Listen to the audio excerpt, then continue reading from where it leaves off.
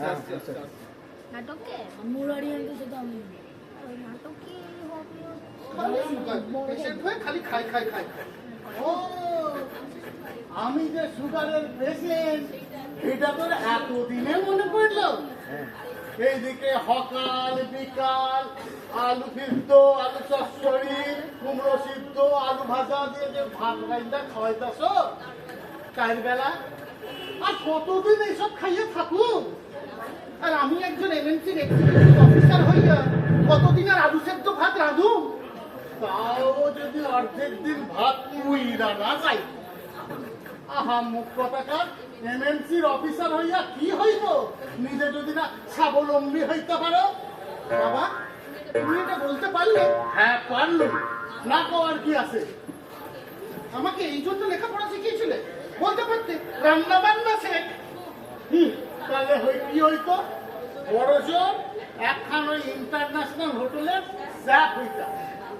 না হইলেও কি তুমি তোমার ওই পৌরুষত্ব ছাড়তে পারতা? পৌরুষত্ব ছাড়া আবার পুরুষ মানুষ কিসে বাবা? খুশি করছে আমার পৌরুষে। এখন কি বিরক্তটা দেখাইতেছ শুনি? খুব তো বলাকা বলাকা করে গান ধরছো। সেই দিন বলাকা যখন তোমার হাতে একটু কফি খাইতে চাইলো, তুমি ব্যবহার করে না করে দিলা। আর সেই থেকেই তো যত সমস্যার সূত্রপাত। আর বাজার আনা নিয়ে মা সেদিন তোমাকে নেহাত দুটো কথা শুনিয়েছি। তার বেলা কথা শোনাইছিল মানে রীতিমতো দাপট দেখাইয়া কইয়াছিল আমার থেকে ওই লক্ষ্মী নাকি ভালো বাজার পেতে পারে। ও তোমার কোনো দোষ ছিল না বুঝি? দোষ? দোষের মধ্যে ওই খানকই পচা আলু, 1 কেজি বুড়া ঢেঁড়স আর 1 কেজি কানা বেগুন কিনছিলাম। আর কি জানো, হ্যাঁ মশার বদলে থোর। এই সামান্য ভুল, মানুষের এরকম কত ভুল হয়, কিন্তু না তার এত দেমাক যে অ্যাডজাস্ট করে লইতে পারলো না। পারবেন? একটু কমন সেন্স নেই? মোচার বদলে থর কেউ আনে? তোমার কমন সেন্স কোথায় আছিল সেই দিন? কমন সেন্স বলা এক্সিকিউটিভ অফিসার ঘোড়ার দিন পুইটা হাতি হয়েছে। এমনি করে যদি আমাকে বলেছ আমি কিন্তু একবার ঘর ছেড়ে দিয়ে কোনো একটা মেস বাড়িতে গিয়ে উঠবো, তখন নিজের ভাত নিজে ফুটিয়ে খেও। হ্যাঁ হ্যাঁ যাও যাও যাও, আমিও একটা ওই বৃদ্ধাশ্রম খুঁজালাম। আচ্ছা তাকে তোমার মান সম্মান থাকবে তো? এমএনসি কর্মচারী।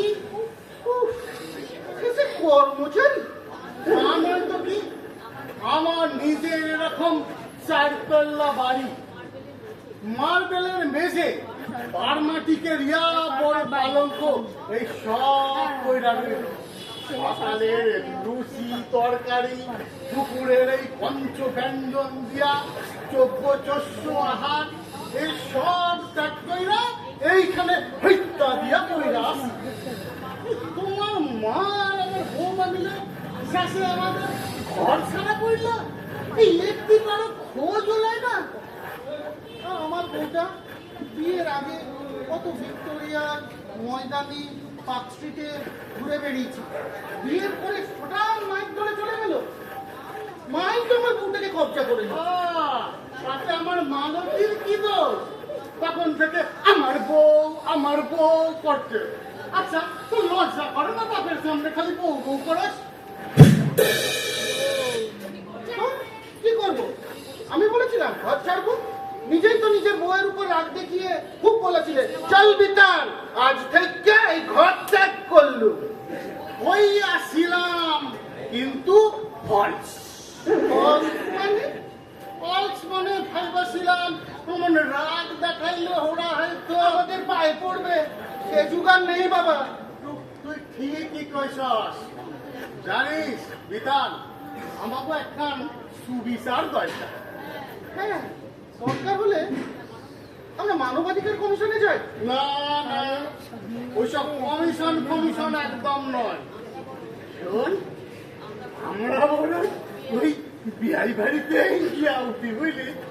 বিয়ানের হাতের অন্তত ভালো ভালো খাবার তো খাইতে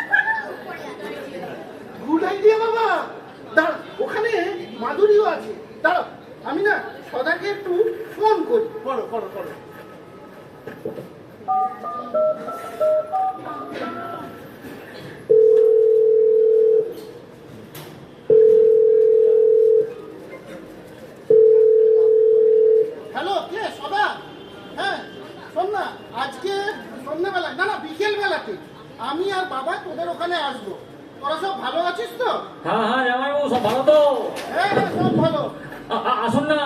হ্যাঁ তাহলে ওই কথাই রইল, সন্ধ্যাবেলাতে দেখা হচ্ছে। না না বিকেলেই দেখা হচ্ছে, ঠিক আছে? আচ্ছা আচ্ছা ঠিক আছে। আচ্ছা। বাবা কথা হয়ে গেল, তোমার সুটকেস ব্যাগপত্র যা আছে সব গুছিয়ে নাও। বিকেল বেলাতেই একদম ওদের ওখানে যদি পৌঁছে যেতে পারি। যাক বাবা, এতদিনে এই রান্না বান্নার হাত থেকে রোজ মুক্তি পেলাম। এতক্ষণে একখান সুব্যবস্থা হইল গিয়া। আচ্ছা